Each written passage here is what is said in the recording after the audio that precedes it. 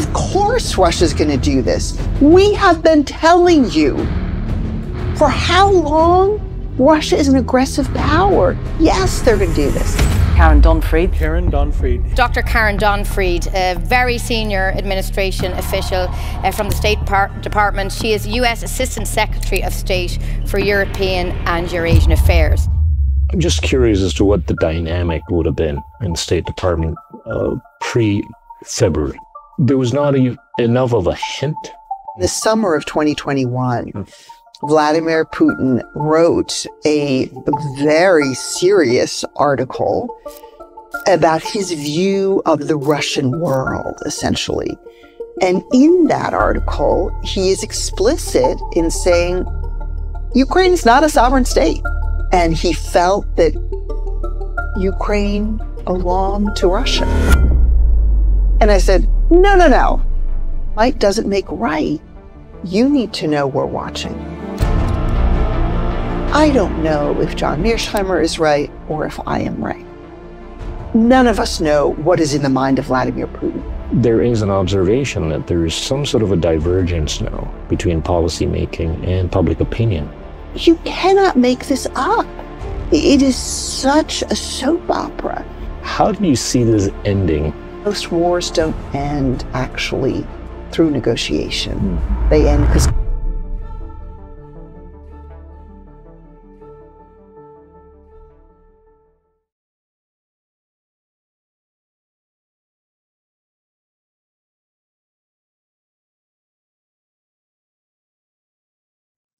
Hi friends, I want to take this opportunity to thank you for being with us ever since we started Endgame some years ago. The conversations have been invariably elevating and animating. At least from my personal point of view, it's been a tremendously rewarding experience. And I'm hopeful that you could be further supportive of us by way of clicking on the subscribe button, watching every episode as much as possible, if not as fully as possible, and also joining us as a member of the Endgame channel. I can only promise you that whatever we're going to be doing going forward, we'll try to make Endgame a better experience for all of you. Thank you. Hi, friends. We're honored today to have Karen Donfried, who is the former Assistant Secretary of State and also Senior Fellow at the Belfer Center. Karen, thank you so much for gracing our show. Gita, it's such a pleasure to have you here at Harvard and to be with you on the show. Thank you. I want to start off with a personal question in terms of where you were born in the U.S. and how you grew up and how you picked up, this wisdom on international relations. Please. So at the time I was born, my father was a student at Harvard Divinity School, but I was not born in Cambridge or Boston because his mother was dying in New York City. So my mom was in New York City helping, and I decided to come early. So I was born in New York, New York. And how did you get interested in international relations? So the only grandparent I knew was my dad's father. And my dad's parents had come to the United States in the 1930s. They were German, and they were looking for a better and more prosperous life in the United States. Germany was suffering economically at the time. My grandfather worked for Mercedes outside of Stuttgart, and he came to New York City and opened a garage and repaired cars. And there was a very large German community in New York at the time. So my grandfather's English was never particularly fluent. He really grew up in a German-speaking community in New York City. My father, as I mentioned, was a theologian. So he went to Harvard Divinity School, but then decided to go to Heidelberg, Germany for his PhD. His area of focus is the New Testament. Right. And there was a group of New Testament scholars in Heidelberg at the time with whom he wanted to study. So as a little baby, until 4 years old, I lived in Heidelberg. I went to kindergarten, and we had a German babysitter. So I learned German as a small child. And my dad then got a teaching job at Smith College in Northampton, Massachusetts, and we all moved there. And I actually had a German accent in my English. No kidding. And I started school, and all the kids teased me. Karen, say ring. And I would say ring. And they laugh at me. And I was forced to go to speech therapy, which I hated. And I vowed never to speak German again, which I pretty successfully did until I was in high school. And then I was fortunate that my high school actually offered German. So my German is quite good, but initially it was very much a small person's German. And so what I had to do was learn the grammar and learn the appropriate idioms for a grown-up. So I had this familial introduction to Germany. And I remember very vividly in high school, my dad had many friends in East Germany. So this is, of course, when Germany is divided. And we were going to East Germany to visit these theologians. And as you know, there was very little civil society, well, in most communist countries in East Germany.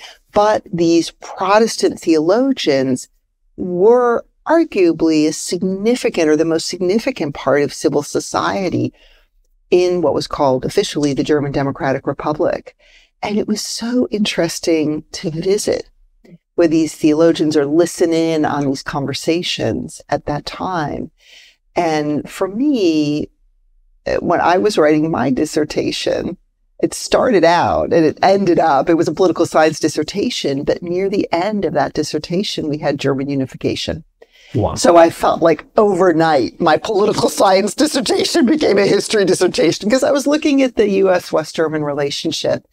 And that was so powerful because even those of us who followed Germany very closely didn't foresee that East Germany essentially would crumble. We didn't realize how weak, how economically bankrupt, how politically bankrupt that system was. And so it was a powerful example of the fact that all of us have agency and citizens matter. Did you anticipate that it was going to happen that soon in 89? No, I did not. And it was so powerful to see those protests in East Germany. And it was interesting because last summer, I was back in Leipzig and Dresden. And I've been back over time, but I was with my husband, whom I actually met when I studied in Munich, Germany, right after college. Alan had not been back to East Germany since unification. Yeah. And it was so fun to take him because Leipzig is now this vibrant city.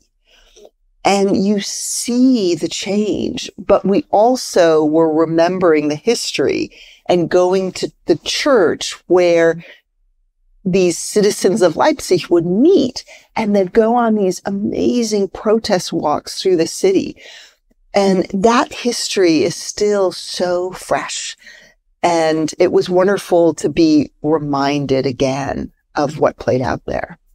If you've been advisory to 3 presidents, right, and you've been quite, if not very central to what happened in 2022. Talk about this Ukraine situation. I first want to appreciate that you said I worked for 3 presidents. A lot of people focus on my most recent role, right, which, as you mentioned, was Assistant Secretary of State for Europe and Eurasia. Right. And we'll come back to that for what happened in 2022. But the first time I served in the executive branch was in the administration of George W. Bush. Mm. So I worked for a Republican president. I was in a non-political role there. There's the opportunity in the U.S. government to go in and serve as an expert. You can be in the State Department, a career foreign service officer, a civil servant, or these sort of 2-year appointments for experts. And in the Bush administration, I should say I started my career at the Congressional Research Service. working on foreign policy. So I knew a lot of folks who worked for the House Foreign Affairs Committee, the Senate Foreign Relations Committee, but also there was an interagency community. And one of the people I got to know was working for then Chairman of the Joint Chiefs of Staff, Colin Powell. And this friend would call and say, hey, Karen, need to do something for the boss on the peace process in Northern Ireland. Have you written anything recently? No problem. Let me fax over. It was the days of fax machines, the most recent thing I've written. So we all know Colin Powell became Secretary of State. So this friend is now the Deputy Director of the Policy Planning Staff at State and calls and says the person covering Europe is a career Foreign Service officer. He's going on to his next assignment. Would you be interested in throwing your hat in the ring for this? And this was in the immediate wake of the Iraq War. And I said, Barry, U.S.-European relations have never been worse in my lifetime. Why would I want to do this? And he said, actually, you just gave me the reason why. If you really care about this relationship, what more important time to go into government than when things are bad? And he said, come in and talk to Secretary Powell's Chief of Staff, who was this fascinating ex-Marine, Larry Wilkerson, who made the case that the Secretary was committed to rebuilding these relationships. And I think it's obvious now I am a Democrat because I served in a Senate-approved position in the Biden administration. But I believe deeply that there are something called American interests that begin at the water's edge. And we had a former senator who used to talk about that. He had this aphorism about politics ending at the water's edge. And I have been fortunate to work on Europe throughout my career where there has been a broad bipartisan consensus that is in the interest of the U.S. to have strong allies, that NATO is our most important alliance. There have been some basic agreed beliefs across the aisle. And I worry so much now that with the political polarization, we're losing that. So I have worked in administrations of both parties because I do have this belief that we are stronger as a country if we pursue a bipartisan foreign policy. So I just wanted to speak to that point that you made. Now, served in the Bush administration, then was, well, and actually this is probably worth saying, in the Obama administration, when I went back into government, my first role was as the National Intelligence Officer. And I never thought that much about the intelligence community, but when I served at the State Department under Colin Powell, many of your listeners will remember that Colin Powell testified in front of the United Nations about Iraq having weapons of mass destruction. And he believed that there were multiple sources backing up what he said when he testified. And it turned out all of that intelligence information went back to one source. And this was a terribly challenging time for Colin Powell, who was one of the most respected individuals in the United States. And so when I was asked about, might I be interested in serving as National Intelligence Officer for Europe on the National Intelligence Council, which sort of sits atop all of our intelligence agencies, I thought, well, I've never really thought about working in the intelligence community, but actually I'm interested in understanding how we collect intelligence, because fundamentally that is the basis of our foreign and security policy. So I thought, yeah, let me compete for this. And I then went into that role, and it was so fascinating for me, Gita, because most of the people who work in the intelligence community do grow up in that community. And here I am, this outsider coming in a relatively senior role. And people were interested in what I was bringing, and I was interested in their backgrounds. And I learned a lot. And I think I also contributed. But that experience proved so important when I then went to the National Security Council, because within a month of my getting to the NSC, the Snowden disclosures broke. And I thought, I have some insight here because I just had this experience in the intelligence community. And the Snowden disclosures were sensitive in Europe, particularly in Brussels for the European Union, and particularly in Germany, where Angela Merkel was going to be up for re-election that fall. So, this is all by way of backdrop. And when I was at the NSC, we not only had the Snowden disclosures, we had the last chapter of Ukraine. Because, again, your listeners will remember that in 2014, Russia illegally annexed Crimea and then also occupied part of southeastern Ukraine, the Donbass. Okay, now let's get to 2022. So I will tell you, Gita, when Tony Blinken called me in January 2021, and he had been Deputy National Security Advisor when I was at the National Security Council, and I've known him for a long time, I did not think I was going into the administration. I was working in a nonprofit, the German Marshall Fund, which is not political. We work with all parties. Everybody. But Tony Blinken called. That afternoon, he was confirmed as Secretary of State. So I wasn't yet calling him Secretary Blinken, and said, look, I'd love you to join my team at State. If you had asked me then, Karen, do you think Russia will undertake a full-scale invasion of Ukraine while you're Assistant Secretary?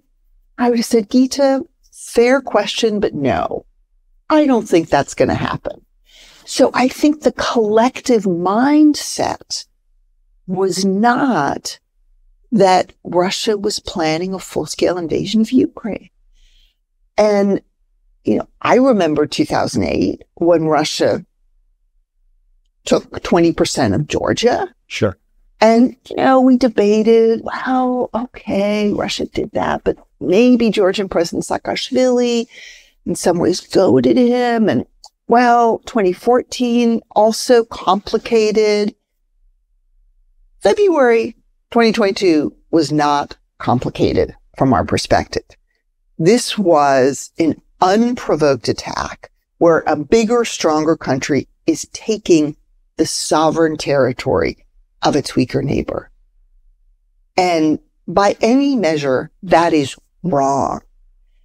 And in a world where your country, my country, the majority of countries in the world have come together at the United Nations and agreed to a UN charter that talks about respect for sovereignty, respect for territorial integrity, the right of each of our countries to determine our own foreign and security policy. Fundamentally, that might doesn't make right. If we believe in that, we need to stand up for it. And that was very much the feeling in the Biden administration that, okay, maybe we got this wrong up until 2022, but we now have to stand up and say, no, this is not acceptable. And we, the United States, as the leader in this global community, need to lead that response. Special thanks to the Belfer Center for Science and International Affairs at Harvard Kennedy School for providing support for this episode. Check out links in the description to know more about research, ideas, and leadership programs for a more peaceful world. I'm just curious as to what the dynamic would have been in the State Department pre-February. Mm-hmm. There was not enough of a hint by way of maybe the article that would have been written by Putin and some of the rhetoric that came out of Moscow. Great, because the prelude to February is very important. Right. So in January of 2021, I would have said, I don't think Russia's doing this. In October of 2021, we started seeing the intelligence that Putin was planning this. I was one of the senior officials who was asked to engage with allies share this intelligence, and start planning. And that was so fascinating, Gita, because when I would talk to allies in Central and Eastern Europe, the Balts, the Poles, and say, look, it's a very serious conversation through intelligence channels. We're going to be sending you some intelligence about Russia's plans with regard to Ukraine. But the bottom line is, we think Russia is planning to undertake a full-scale invasion from the north, from the east, from the south. And we need to think forward about what we do. The Balts, the Poles, they were like, of course Russia's going to do this. We have been telling you for how long Russia is an aggressive power. Yes, they're going to do this. The West Europeans said, look, really appreciate your sharing this. We'll look at it with care and we'll get back to you with our assessment. And their assessment was, at the end of the day, Putin is not going to make the decision to undertake this full-scale invasion because we believe he has more to lose than to gain. He will fundamentally alter his relationship with us, Western Europe, and we're important to him economically, politically, in other ways. So that was a challenge because we didn't have unity of assessment in the transatlantic community. Well, and I think it was very important, starting with the President Biden, but CIA director of national intelligence, that the decision was made to share the intelligence that we did share, not only with allies, but also with partners in the European Union and other places. And much of that we also made public. That was also part of a strategy to try to deter Russia from invading. Because we thought if we shine a spotlight on what Putin is planning, maybe it becomes less likely that he does that. We also undertook diplomacy to try to provide a diplomatic off-ramp for him.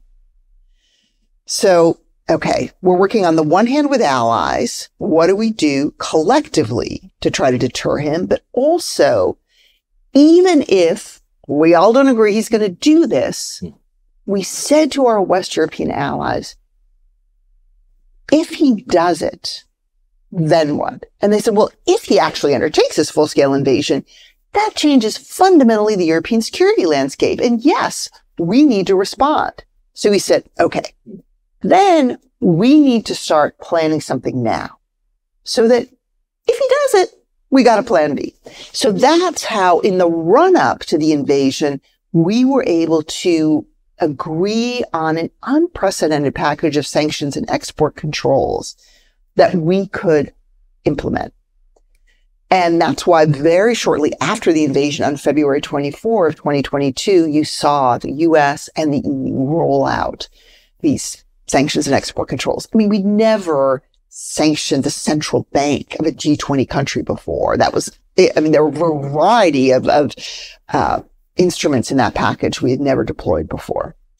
Okay. And we also, so that we're working that with the allies. Then you have the track with Russia.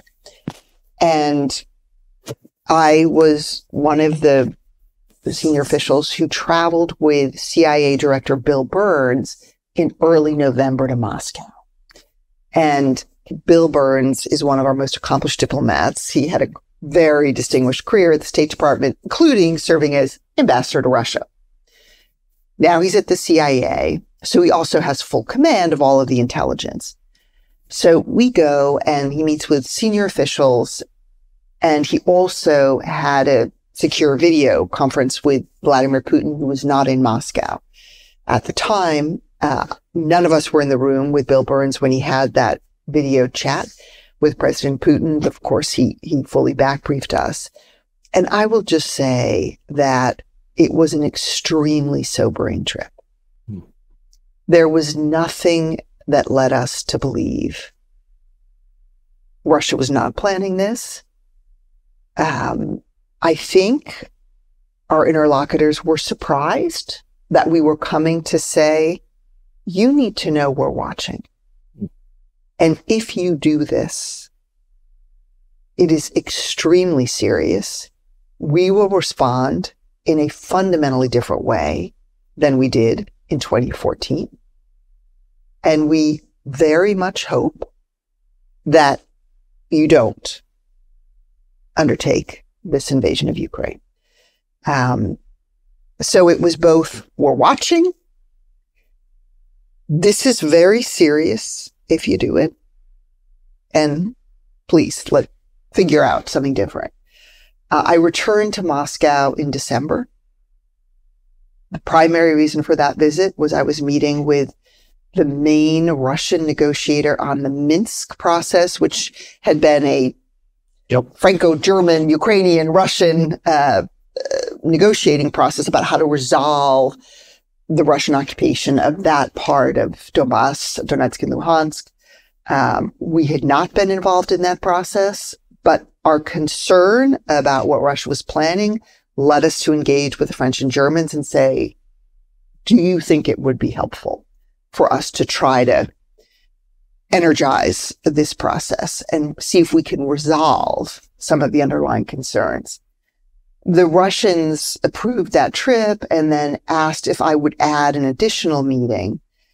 At that meeting, I was handed draft treaties that the Russians had prepared, a draft treaty between the US and Russia, a draft treaty between NATO and Russia.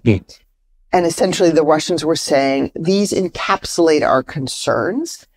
And if you can agree to all this, that would be great. So we looked with care at the US-Russia treaty. We shared the NATO-Russia treaty with NATO Secretary General Jens Stoltenberg and others. And we then communicated back to the Russians, look, there are some things in this treaty that we cannot agree to. We cannot agree to close NATO's open door because we believe each country has the sovereign right to decide their foreign and security policy course. And we would consider those applications to NATO. So that's not going to work. But there are other things in these treaties that we do want to talk to you about. We are interested in talking to you about risk reduction. Sure. We are interested in talking to you about how we can enhance strategic stability, arms control. So, we had this dialogue. We agreed that we would have essentially a week of diplomacy in January of 2022. Some of that was US-Russian. Some of it was Russian-NATO. There was also a meeting at the OSCE, the Organization of Security and Cooperation in Europe. On the U.S. side, that this was led by our Deputy Secretary of State, then Wendy Sherman. And we had these series of talks. The Russians then came back and said, okay, could you put everything you've told us in writing? So put your responses to these treaties in writing. So we dutifully worked on the US-Russia, NATO worked on the NATO-Russia. We then sent these to our Russian interlocutors, and very quickly, our replies were published in El País. I will simply say it was not the US government that leaked those responses to El País, and we had strongly communicated to the Russians that we felt and feel that diplomacy in that instance is best conducted in private. But in any case, those were then published, and we were increasingly concerned that the Russians were just using time, based also on what we were seeing through intelligence channels. And of course, we got our answer, our ultimate answer, on February 24 in the Russian invasion. But yes, we were very active as soon as we started seeing that intelligence in October of 2021. I just want to say, you mentioned the article Putin wrote, which is very important. And not everyone who's listening may have followed this, but in the summer of 2021, Vladimir Putin wrote a very serious article about his view of the Russian world, essentially. And in that article, he is explicit in saying Ukraine is not a sovereign state. And Ukraine is part of the Russian world. And this mindset of his is very important, I think, in understanding that he, I think, saw himself as righting an historical wrong. And he felt that Ukraine belonged to Russia. And I think that thinking very much informed what he was planning and that what ultimately he did. I want to present a view by an academic who would have basically presented the argument that, there's a need for some sort of a buffer state. Right? I'm curious as to what your views are with respect to that sort of a view. Okay. I think you may be referring to John Mearsheimer, Sure. and there is a very well-regarded international relations theory of realism. And John Mearsheimer is one of the leading proponents of that strain of IR theory. We have a brilliant professor here at Harvard, Stephen Walt, who is also a realist. And interestingly, both of those academics also argue that the US, NATO, bear some responsibility for Russia's full-scale invasion of Ukraine because, they would argue, listen to Vladimir Putin. He has said publicly, NATO has gotten too close to Russia's borders. And we, Russia, cannot have a Ukraine that is a member of NATO. So we are going to take preemptive action here and fully invade the country and absorb it into Russia. Okay. I do not think that is fundamentally why Putin did what he did. As I noted, I think his view of Ukraine is he doesn't respect Ukraine's sovereignty. I also think there was very little to suggest that NATO was close to offering Ukraine NATO membership. That issue first came seriously onto NATO's agenda in 2008. There was a NATO summit in Bucharest, Romania, and the upshot of it was NATO saying, essentially, one day, Ukraine and Georgia will be members of NATO. 2008. 2008. That day didn't come in 2018. It didn't come. I mean,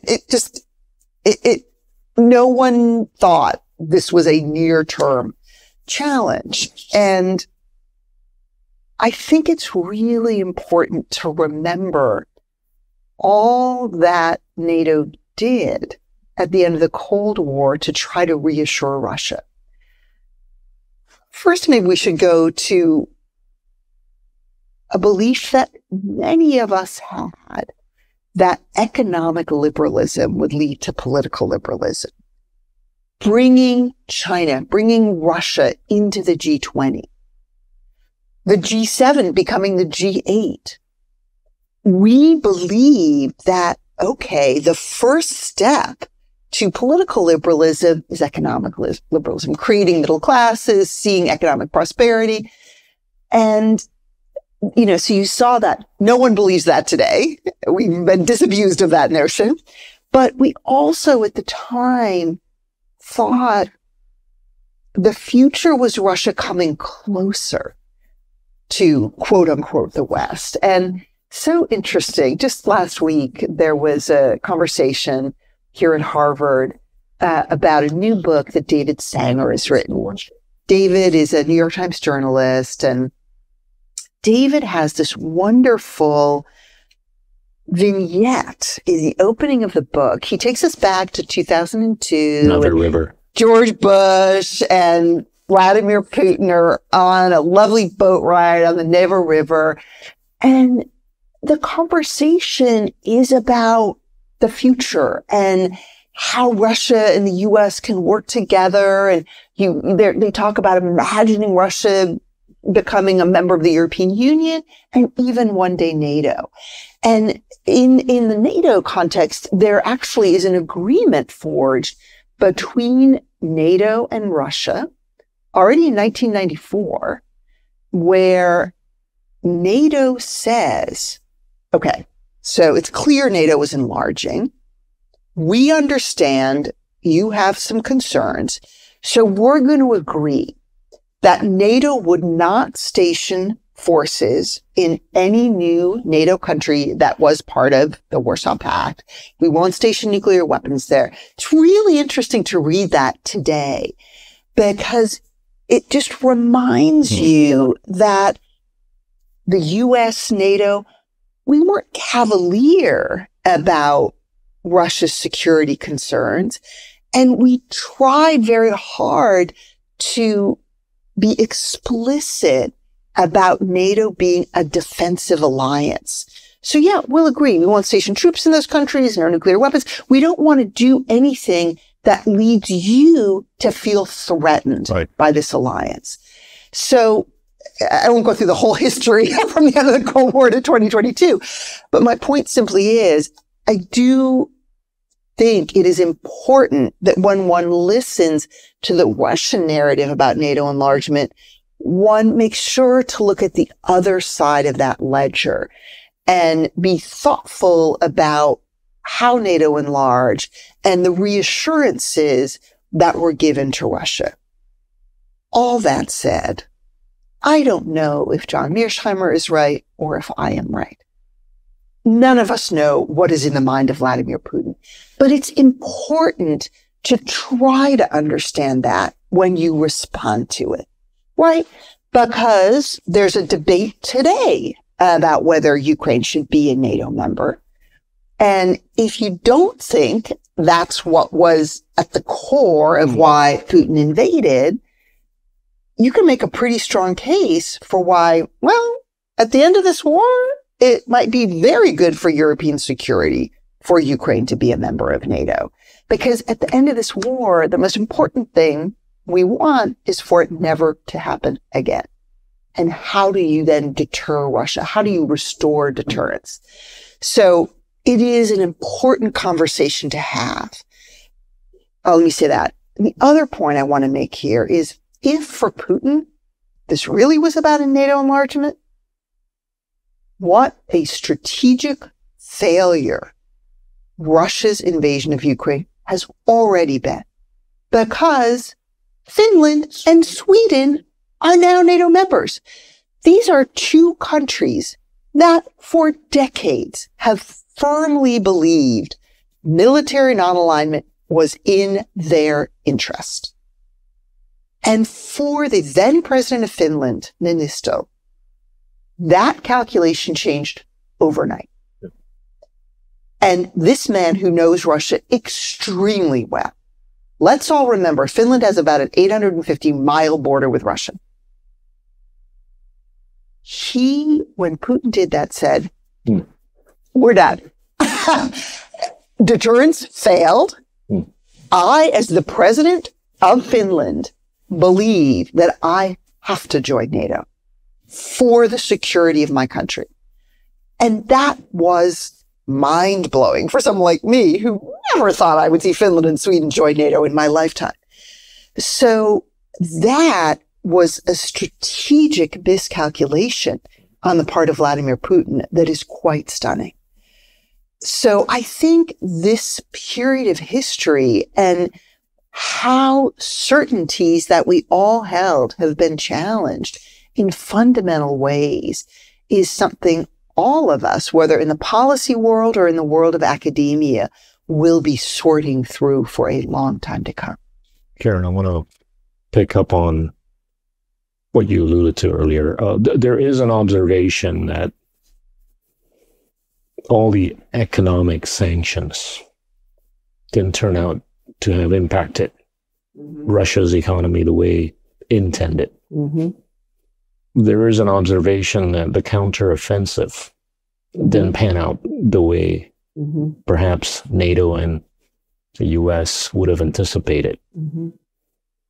There is an observation that there is some sort of a divergence now between policymaking and public opinion in the US. And this could be manifested in what's to come, right, in terms of how the bill could get passed or not. How do you see this ending? Is it likely to end up in some sort of a frozen conflict that's manageable for both sides or all sides? Or, as one other academic might have coined it, winning the peace? You just put a lot on the table. So what's happened with our economic measures directed at Russia? What's happened with the military measures? What's happening in U.S. opinion? And how does this end? And I think each of those are worthy of some discussion. So I mentioned at the beginning of our conversation that we thought the package of sanctions and export controls that we put in place out of the gate after the Russian invasion was highly significant. I think Putin, in the first instance, was also quite taken, because I think Putin also, so I think he had this mindset of, I'm going to right a historical wrong, I'm going to bring Ukraine back into the Russian world, and I can get away with this. Because when I took that 20% of Georgian territory in 2008, there wasn't really that strong a reaction. When I took Crimea and parts of southeastern Ukraine in 2014, they put in place some sanctions, but didn't really harm me. So I'm going to go for it. And I don't think Putin was expecting that Europe would remain united in terms of a strong response, and that the US and Europe would remain united. And I should add here, it's not just US and Europe. I mean, Japan, South Korea, there are other allies and partners that are contributing to this. And I think actually Japan and South Korea have been particularly important on export controls. So, okay. But if you look at the impact of those sanctions and export controls today, you can see where they've had impact, but you can also see that there's been a lot of leakage. And that is challenging because countries that aren't respecting those sanctions can easily export many more laptops to Russia. And then Russia can go and take the chips out of those laptops and use them for weapons. So I think we're learning a lot about, you can put in place sanctions, but the sanctions enforcement piece is very challenging. It's something the U.S. Treasury is focused on and others are focused on, but it is a challenge. You also then see a Russia that has shifted overwhelmingly to a wartime economy. And that's working for the Russian economy right now. I think when the war is over, Russia will have a big price to pay for that. Cool.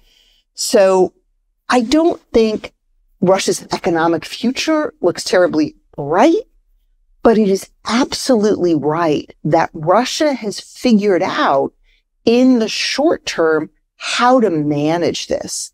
All of the companies that decided they were going to leave Russia shortly after the war, well, Russia has seized many of their assets and so again, Russia has actually played this pretty impressively.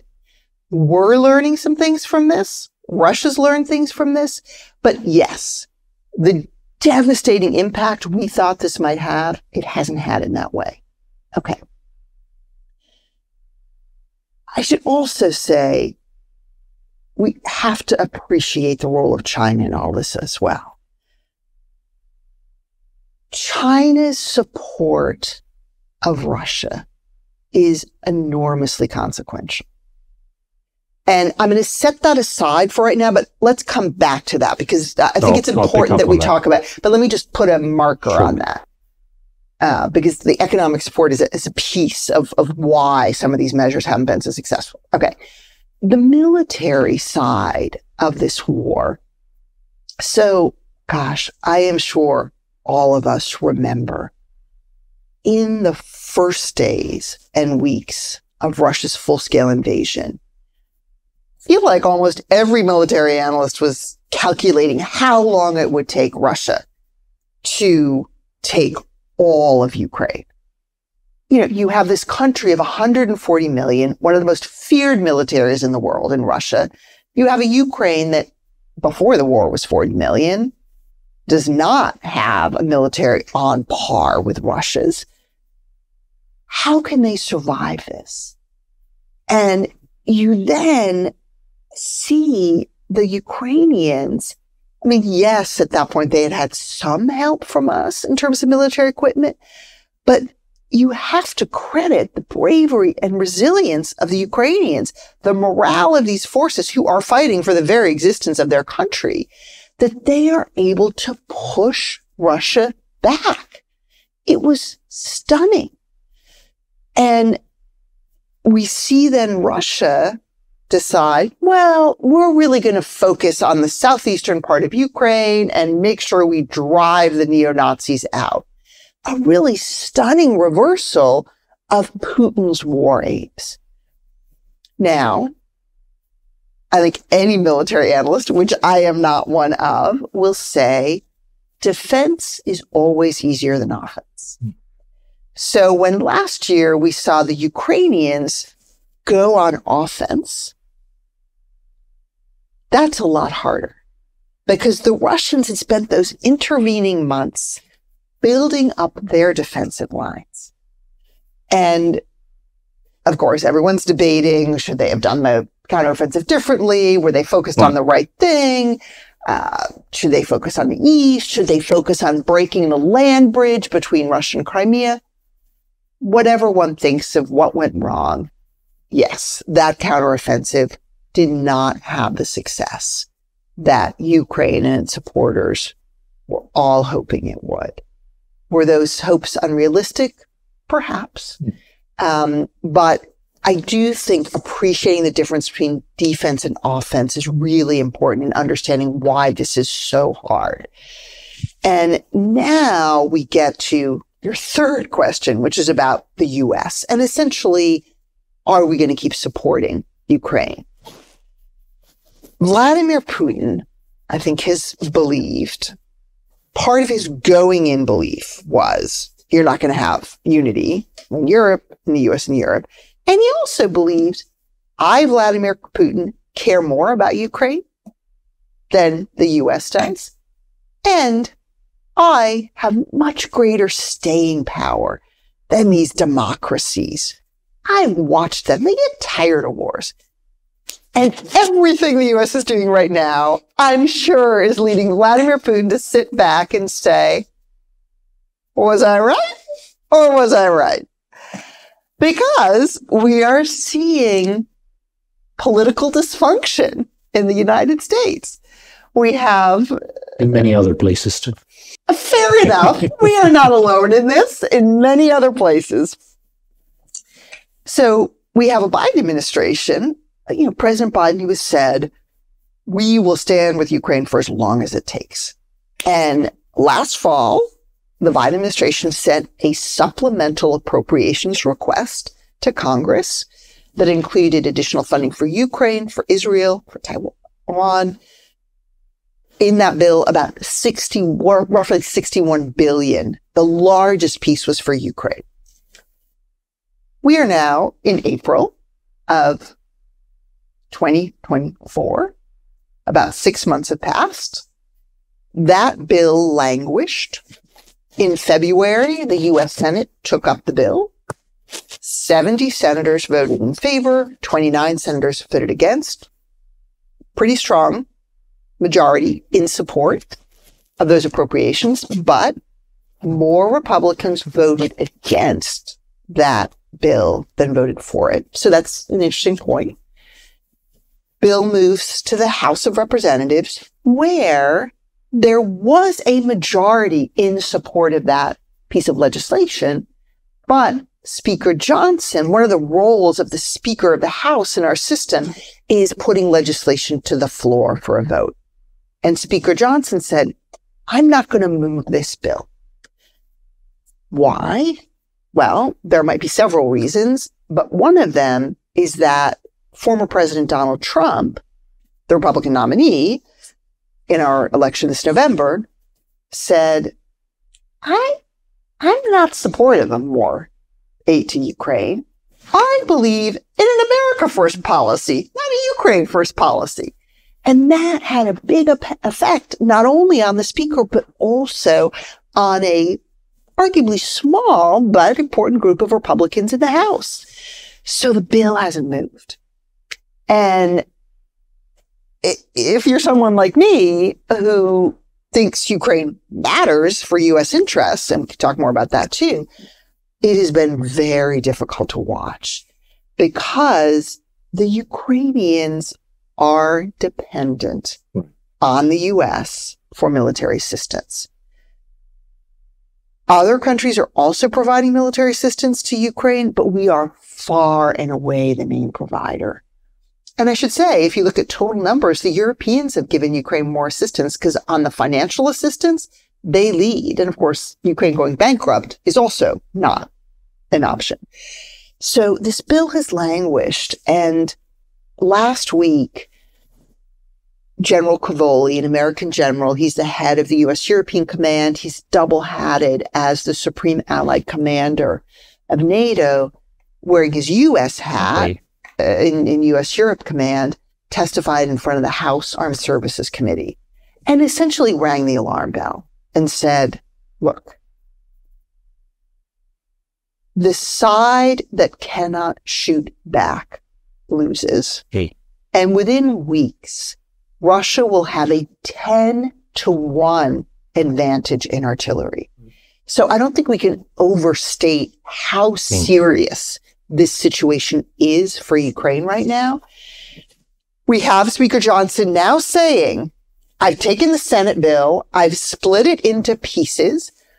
I am going to get each of these bills, one of which includes aid for Ukraine, through the House of Representatives. So we are all waiting with bated breath to see if these bills get through. It is a drama because there is a member of the House, a Republican member of the House, who has put in place a motion to vacate, which is a really weird term. So it's a motion essentially to topple Speaker Johnson. Another Republican member has joined her and said, I will support her in doing this. And you're like, two members, who cares? Well, on Friday, a Republican member of the House, Mike Gallagher, it's his last day, and then the Republicans are down to a 1-vote majority. So it really matters if two Republicans want to topple the speaker. And we now have a couple Democrats saying, well, if they do that, we would vote to keep him in office. You cannot make this up. It is such a soap opera. And we cannot afford this political drama, given not only what's happening in Ukraine, but what's happening around the world. So how does this end, Gita? My crystal ball is a little cloudy, but if we don't get Ukraine more military assistance, we do know how it ends. Whoa. A front line that is very large in Ukraine and hasn't moved very much over the past year will start moving, and not in Ukraine's favor. So that is a certainty. If Ukraine does not get more military assistance, Ukraine loses. And you can hear Ukraine President Zelensky say the same thing. So that outcome we know. If weapons keep flowing to Ukraine, then I think what you postulated may be the outcome. You may have a frozen conflict. And, you know, as we know, most wars don't end actually through negotiation. They end because two sides get exhausted. And, so is that the most likely outcome? I don't know. I mean, you can imagine, and it's worth doing a full analysis of what the possibilities are. But I do think this question of continued U.S. assistance is critical, because if we don't do it, we do know the outcome. In a scenario where weapons don't continue flowing, yeah, how many oblasts are exposed? So the interesting thing here is Putin, even though he doesn't occupy all of the oblasts in southeastern Ukraine, he annexed them. And so I think that's what he is going for right now, is essentially 20% of Ukraine. Now, the significance of those, I mean, it's not just about the size of that territory, the number of oblasts. He's got the Zaporizhzhia nuclear power plant in there, which is the largest nuclear power plant in Europe. You have essentially Ukraine's industrial heartland. Now, you could argue, okay, but that industrial heartland is pretty outdated, so it doesn't mean Ukraine couldn't reindustrialize in the 21st century and have much greener manufacturing and other things. You've got the agricultural heartland. So it's also what is in that territory that will matter. But fundamentally for Ukrainians, they don't want to give up their sovereign territory. So I think it's very hard for Ukraine to think about what that means. But as we know from other examples, be it West Germany or pick your countries that have been divided, it doesn't mean that forever Ukraine would be divided. But I think, we're right to also mention that there are real strains on the Russian military. I think we're very cognizant of the strains on the Ukrainian military in terms of weapons and manpower, because Ukraine is a smaller country. But Russia has had its share of difficulties on the battlefield too, which we've seen as well. In both scenarios, do you see them as being able to help re-energize transatlantic ties? Or do you see one over the other being able to do more? Yeah. So, Gita, I do think this has reminded the U.S. and Europe why the alliance is so important. And I want to be really careful here, because there really are no silver linings of war. And this is fundamentally tragic. And, I do think we tried to forestall this war and failed. But every day, innocent Ukrainian civilians are being killed. And that's a horrible thing. And, that said, when Russia undertook this invasion, it reminded all of us that there are real dangers in this world. And there are challenges to things we believe in. And no one wants to go to war. No one likes to go to war, at least in democracies. And you sometimes have to make those decisions. And I think for every European to watch this play out in real time and to think, what happens if Putin actually does take all of Ukraine? Suddenly Russia is on Poland's border. Russia is on Slovakia's border. I mean, there are NATO member states that border Ukraine. And it just completely transformed Europeans' view of their own security. And it reminded them of how valuable NATO is to have a collective, what's now 32 countries, saying we are committed to each other's security. And also the importance of that U.S. commitment to Europe was renewed in a very important way. So yes, I think that is all true. But as an American, I also need to acknowledge that many Europeans are asking today, how reliable is the United States? they're unnerved at the prospect of Donald Trump coming back to the White House because U.S.-European relations were very troubled in the 4 years of the Trump administration. But they're also saying Joe Biden is president of the United States now. He's committed to NATO. He's very supportive of the European Union, yet he can't get an aid package through the U.S. Congress.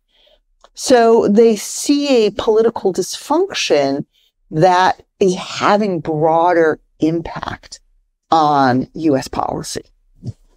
You alluded to China, right? And I want to take you to this U.S.-China relations, right? There is a perception in Southeast Asia that at the rate that you're allocating so many resources on Ukraine, that there could be a misallocation of resource at the rate that if the U.S. were to actually try to call it contain, call it stabilize relations with China.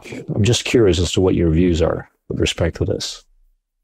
This is also an active debate in the United States. Yeah. So you have... And this, just want to enrich, add on to this. Please.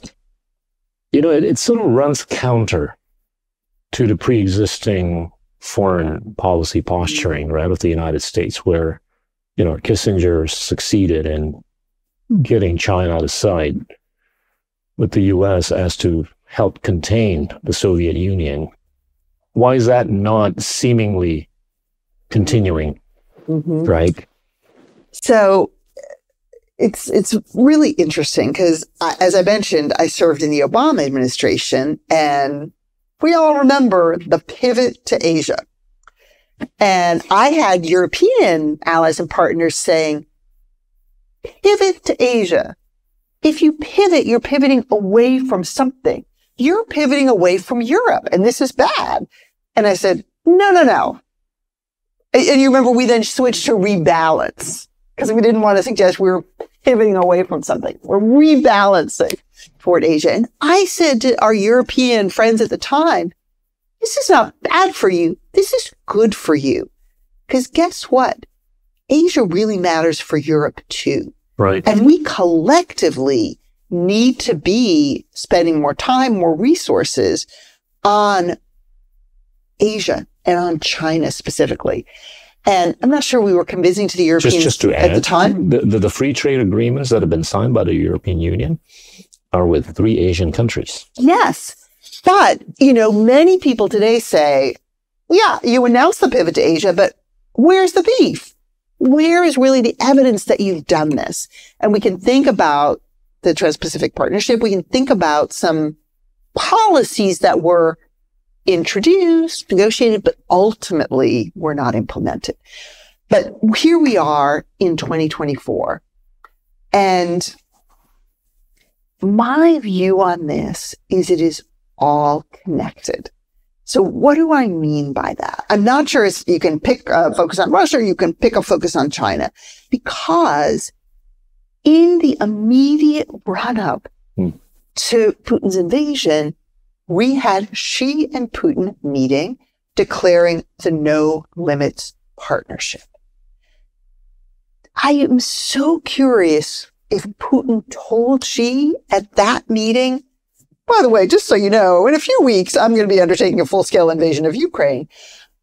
My sense is he didn't share that. I think that the Chinese thought he was going to do a smaller scale invasion, more along the lines of when he grabbed Crimea and occupied that part of the Donbass, but I don't know. In any case, China has been remarkably steady in its support of Russia. Even in, that first year where things really were going badly for Russia on the battlefield. And, I think our assessment was China does not want Russia to lose this war. I don't think they necessarily wanted Russia to take over all of Ukraine, but they were willing to give support to ensure Russia didn't lose. And I think it was perhaps somewhat attractive to China that Russia, through the war in Ukraine, was distracting the US.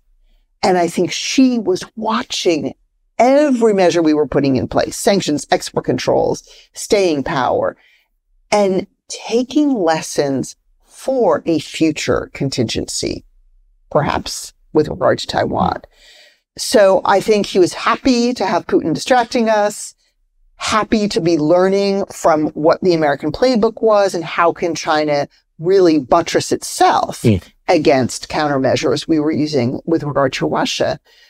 And, you saw, the economic relationship with China and Russia has been booming, both on the energy side, but not limited only to energy.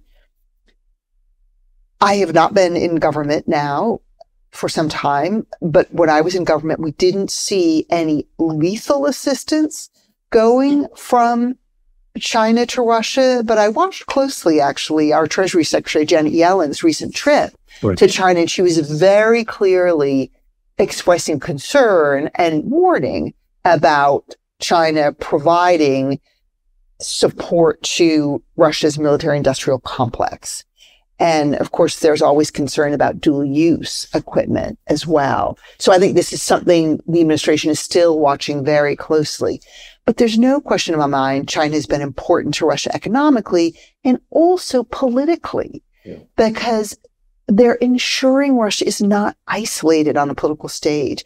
I think about the series of votes in the UN General Assembly in support of Ukraine, where you consistently had 140, 141, 143 countries voting with Ukraine. And that could lead one to say, oh, they're getting pretty isolated politically. But when you have Xi last October welcoming Putin as the guest of honor to the Belt and Road Forum, Putin feels pretty good. So I think the Chinese role has been essential in the war in Ukraine. And it also means China really for the first time is playing a direct role in European security. We Americans had warned Europeans about relying on Huawei for 5G. This could affect your security, backdoor. We warned Europeans about the Belt and Road Initiative. Being really careful about China snapping up your strategic infrastructure. If they have ports in Europe, that could be strategically significant for your security. And, the Europeans listened, and I think European views of China have changed over time without question.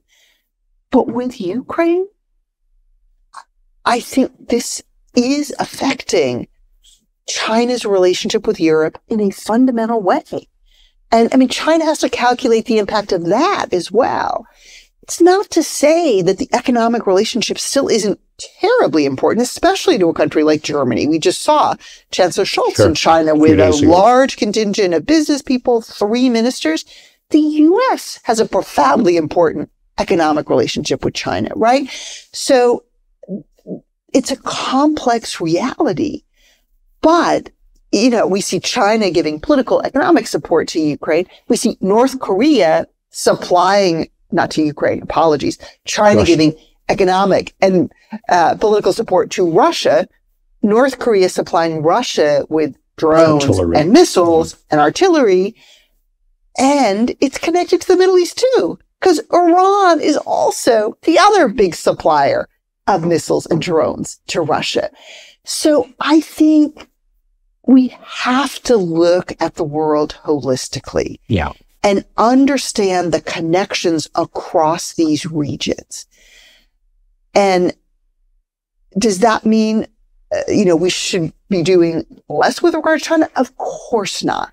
And it's critically important that the U.S. maintain the dialogue with China. It's so important that our Treasury Secretary just went. It's so important that Secretary of State Blinken is going. Yes, the U.S. relationship with China is multidimensional. We do cooperate on some things, We compete in a lot of areas. And the key is, the confrontation we have in certain places, that not turn into conflict. And so you hear the Biden administration talk about putting a floor on the relationship. And I do believe we share that interest with China. So it is critically important to the 21st century. Karen, you've been very kind with your time. I want to ask you the last question. Mm-hmm.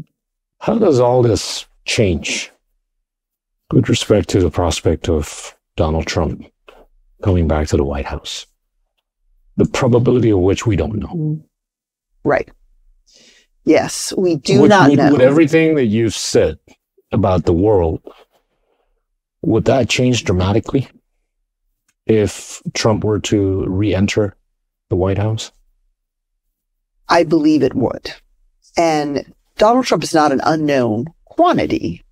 Donald Trump was president of the United States for 4 years. And in the part of the world I focus on, which is Europe, I believe fundamentally the U.S. is stronger because of the allies it has around the world. I have focused on the allies and partners we had in Europe for my whole career. But allies around the world are equally important. And Indonesia is a vibrant democracy that plays such a critical role in Southeast Asia and beyond.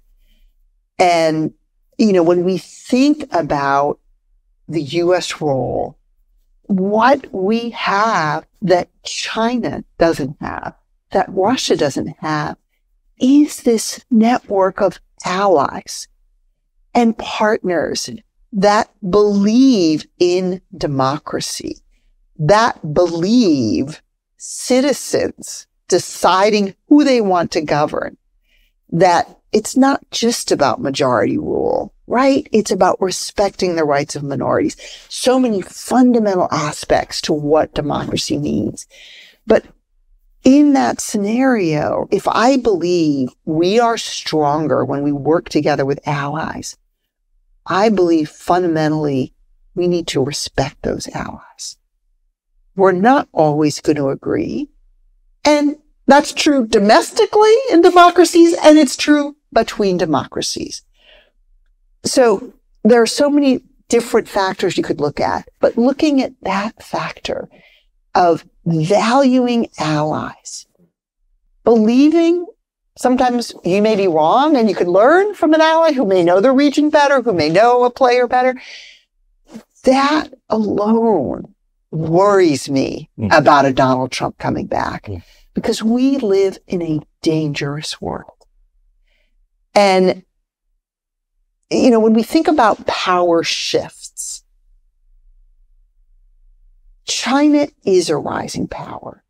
And when the international system shifts, that Chinese rise in power affects U.S. power. And so we, especially today, are stronger when we have allies. And so I want a U.S. president, and I've worked for a Republican president.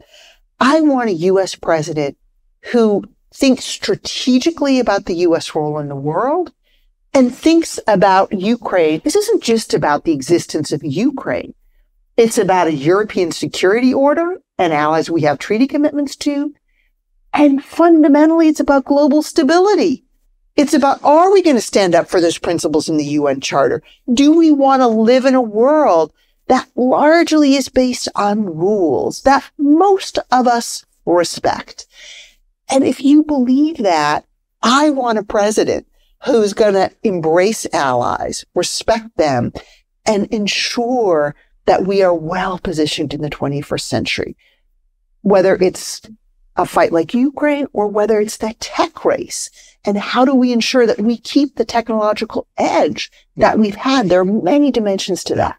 So therefore, I do worry about a Donald Trump in the White House, because there's nothing that happened in the 4 years he presided that gave me confidence that U.S. national security policy will be in steady hands. And I do think there was a real threat to U.S. democracy on January 6th, and that we need to strengthen our own democracy. And this is so important. It's not that in any democracy you reach some end point and you're done. All of us in our respective countries need to work on strengthening our democracy. So look, we will have an election in November. We need to make sure it's not affected in any significant way by disinformation from bad actors, but we respect the outcome of an election.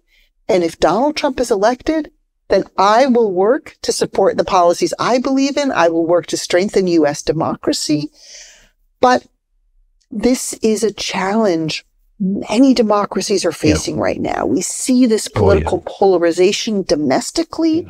We see that there are many Americans who feel they're not well served by their government.